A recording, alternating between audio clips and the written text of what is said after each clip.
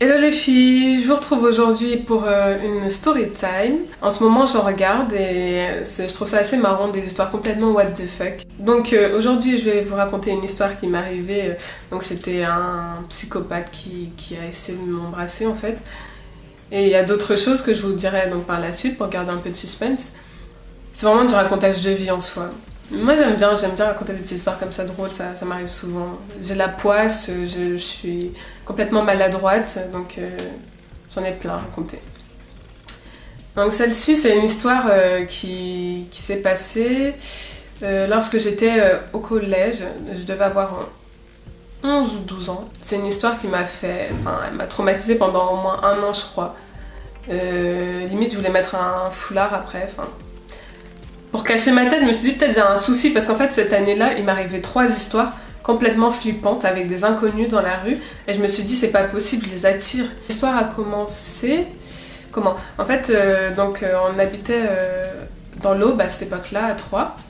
Et donc j'avais une petite sœur qui a 2 ans et demi de moins que moi. On avait l'habitude, donc le mercredi après-midi ou le samedi, d'aller à la bibliothèque qui était...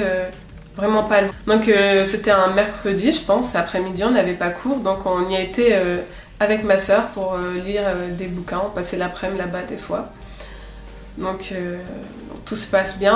En fait, il y avait 2 étages, il y avait un étage BD adulte, enfin au rez-de-chaussée, et à l'étage, c'était la partie enfant, exposition et tout ça. Donc nous, on était en haut. J'avais vu ce jeune homme, en fait, lui, il avait, je pense, 17-18 ans, tu vois, il était au lycée. Mais bref, pour moi c'était un grand en fait, c'était un grand. Genre moi j'avais 12 ans, je parlais jamais à des personnes de cet âge-là en fait. Enfin pas souvent. Donc, et en plus j'étais super timide à l'époque. Et à un moment, donc le temps avance et donc la bibliothèque se vide. Et nous on décide d'aller avant de partir. En fait on allait partir. Et je crois que j'ai proposé à ma sœur en passant, en voyant les BD, je me suis dit viens on va lire des BD d'adultes quoi. Enfin pas d'adultes mais des BD un peu... Ouais, d'ado, adulte quoi. Et donc il y avait des canapés et j'ai posé mes affaires, on a posé toutes nos affaires sur un canapé. Ce mec descend, mais je l'avais pas vu, il est descendu à un moment. Et j'entends excusez-moi, donc je me retourne et fait est-ce que je peux m'asseoir là? Et en fait, déjà ça c'était trop chelou. Et donc je me retourne et je vois que c'est ma place en fait, là où on avait toutes mes affaires, moi et Sonia. Et comme j'étais timide je lui ai dit bah oui. Et donc il a un peu poussé nos affaires et s'est assis à cette place-là. Mais en y repensant, j'ai tilté après, il y avait d'autres canapés vides en fait dans la salle. Et il y avait personne. Dans cette salle, on était que toutes les deux. Donc à un moment, on part, on veut partir, on prend nos affaires à côté de lui et puis on commence à... J'aurais jamais dû faire ça, mais... On commence à rentrer, on habite à 5 minutes, mais moi et ma soeur, on s'amusait. Il y avait une sorte de cours devant cette bibliothèque, sur le côté. Et on a traîné là en fait 2-3 minutes, je sais pas pourquoi, non on va dire 1 minute. On a un peu traîné au lieu de tracer. Et là je vois le mec qui court et fait... il arrive vers nous et il était essoufflé. Et il fait excusez-moi, est-ce que vous auriez l'heure? Et je la regarde, genre... non. Mais dans ma tête, c'était là où t'étais assis en face de toi, t'avais une grosse horloge dans la bibliothèque. Pourquoi tu m'as couru après pour me demander l'heure? En plus, moi, j'avais jamais eu de copain, je sais pas, j'avais beaucoup d'amis garçons, parce que j'étais un garçon manqué, mais je savais pas parler à des mecs grands en fait. Parce que je sais pas si vous savez, moi au collège, des fois on a des amoureux en 3e, quand on est en 6e, on les idéalise et tout ça. Lui je le trouvais dégueulasse, mais c'était un grand quoi, un grand garçon. Et il m'intimidait. Et donc j'ai juste dit non et puis 1 seconde après, je sais pas comment vous dire ça, mais après m'avoir demandé l'heure et que je lui ai dit non, il s'est approché de moi comme ça et il m'a caressé la joue. Genre, non mais vraiment, il m'a caressé la joue. Je sais pas, il y a un inconnu ne peut pas me toucher, ni même m'approcher à ça. Non, en plus une caresse. Il m'a caressé la joue, genre doucement comme ça. Genre de façon... Enfin bref. Enfin, ouais, il m'a caressé la joue et il s'est approché pour m'embrasser. Mon ventre a gargouillé. Même mon ventre, il est mal. Bref, il m'a caressé la joue pour m'embrasser. Et il a tenté de m'embrasser. Et là, j'ai reculé comme ça. Enfin, j'ai eu trop peur. Enfin, c'était tellement bizarre. Enfin, c'était tout boutonné. Il était dégueulasse. Et j'espère que je parle pas trop, franchement. Enfin, j'ai reculé. J'avais mes sacs de livres que j'avais empruntés. Et j'ai voulu partir. Et il m'en a empêché, en fait. Et il a commencé à me faire genre... comme ça, vous voyez, pour pas que je parte, en fait. Et ma soeur, elle était derrière lui. Enfin, qui est bloquée avec moi, en fait. Et là, je me suis dit, non, je vais mourir. Il va me kidnapper. Enfin, déjà, il avait essayé de m'embrasser. Enfin, il m'avait touchée. Et là, il m'empêchait... Enfin, en plus, on était à une bibliothèque. Là, il y avait personne, mais à tout moment, quelqu'un aurait pu sortir. Et je me disais, mais il a pas peur de ça. Donc, il est complètement malade. Il peut me faire tout ce qu'il veut. Bref. Et du coup, ouais, il était comme ça. Et il m'empêchait de partir. Donc là, j'avais de plus en plus peur. Et je vois ma soeur qui commence à courir, en fait. Et je me suis dit, non, elle va me laisser là. Mais en fait, elle m'a dit plus tard qu'elle voulait courir, vu qu'on habitait à côté, appeler ma mère. Enfin, vous savez, quand on est petit, on sait pas trop comment réagir. Elle aurait pu courir à la bibliothèque, mais elle savait pas trop comment réagir. Et du coup, elle a voulu courir chez nous pour appeler ma mère et lui dire ce qui se passait. Et là, je me suis dit, non, non, non, elle peut pas me laisser là, le temps qu'elle revienne et tout, pourquoi elle s'enfuit? Moi, je crois qu'elle me laissait tomber. Il va me kidnapper, je suis morte. J'ai eu trop peur. Et donc, je me suis dit, attends. Enfin, je lui ai dit, attends. Il faut que j'attrape ma soeur et je lui dis qu'on... Et lui, il était... Enfin, franchement, lui, il est complètement... Franchement, il avait vraiment une case en moi. Il est complètement débile, genre. Complètement débile. Vous allez comprendre pourquoi. Donc, j'ai dit, attends, je vais appeler ma soeur, comme ça, elle vient avec nous. Je veux pas qu'elle me laisse, en fait. Je lui ai dit ça. Il a dit, ok, appelle ta soeur. Donc, il a arrêté de faire son truc. Il m'a laissé passer. Et je crois qu'il y avait un sac et ma soeur avait un sac de livres. Et j'ai dit, Sonia, attends. Et donc, elle m'a attendue. Et là, je lui ai dit, cours. On a couru. Et sur le chemin, il y avait, genre à 1 minute, il y avait une pharmacie. Donc, je l'ai regardée, je me suis dit, l'espace d'une seconde, est-ce que je m'arrête ou est-ce que je continue pour aller chez nous?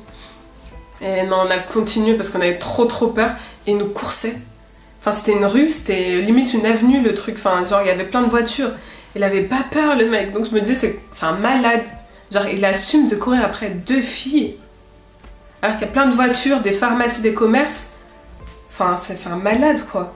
Donc, on a couru.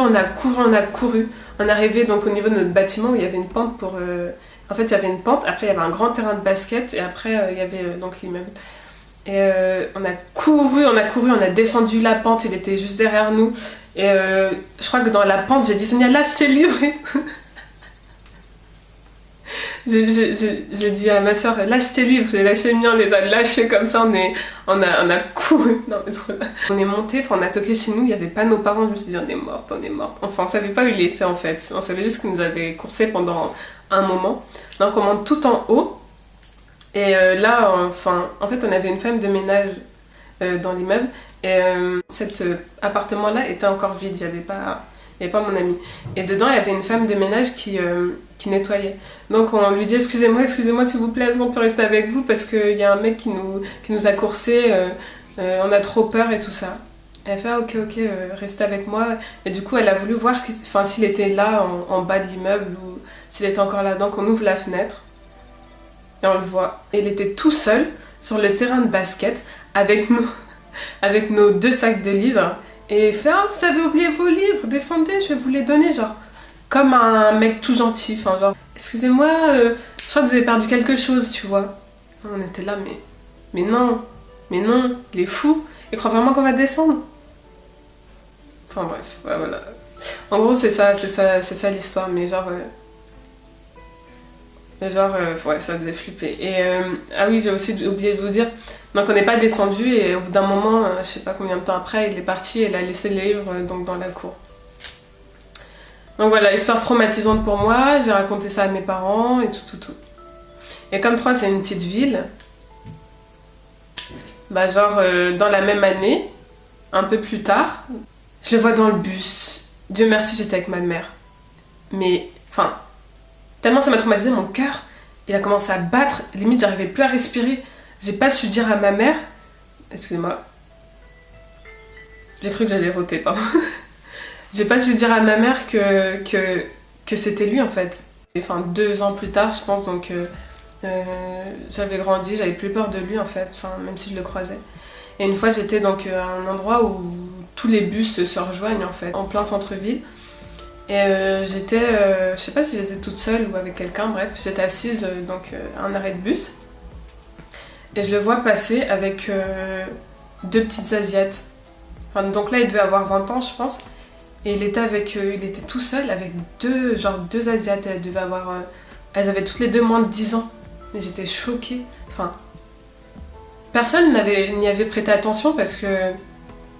Enfin, je sais pas, mais moi je savais qui c'était, je savais ce qu'il m'avait fait, et je me suis dit non, c'est chaud, il est dangereux ce mec, je sais pas, je savais pas si c'était des filles qu'il gardait ou, moi il m'a pas vraiment agressée, même s'il a essayé de m'enlever, il a tenté de m'embrasser, c'est déjà très grave, mais j'ai eu peur pour ces filles et je savais pas quoi faire, franchement j'aurais dû réagir, mais je sais pas, j'ai rien fait. Et une fois, je crois que je l'ai recroisé devant le collège, donc je devais être en 3e, 4e. Et j'en ai parlé à une amie, c'était une copine vite fait. Et elle m'a dit qu'elle le connaissait, qu'il la regardait trop bizarrement, genre. Il la regardait trop bizarrement, mais il lui arrivait trop de trucs chelous avec lui. La moralité de l'histoire, en fait, c'est que déjà, il faut en parler, si vous arrivez à un truc comme ça. J'ai vu plusieurs stories où les filles comment dire, par exemple on leur avait demandé si tout allait bien ou quoi et elles n'en parlaient pas, ou elles étaient dans la rue, elles se faisaient suivre et elles n'en parlaient pas aux gens en fait.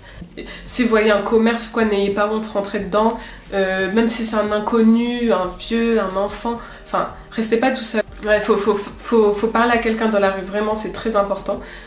Même si vous êtes timide ou quoi, mais ça peut vous sauver la vie vraiment. Je sais pas, même vous, ça vous rassure et ça fait peur à la personne en fait. Si vous passez devant les gens, si vous dites aux gens qui vous interpellent que tout va bien, ça va conforter le psychopathe dans le sens où, ouais, il a choisi sa bonne victime parce que il n'est pas en danger lui en fait. Donc voilà une des moralités.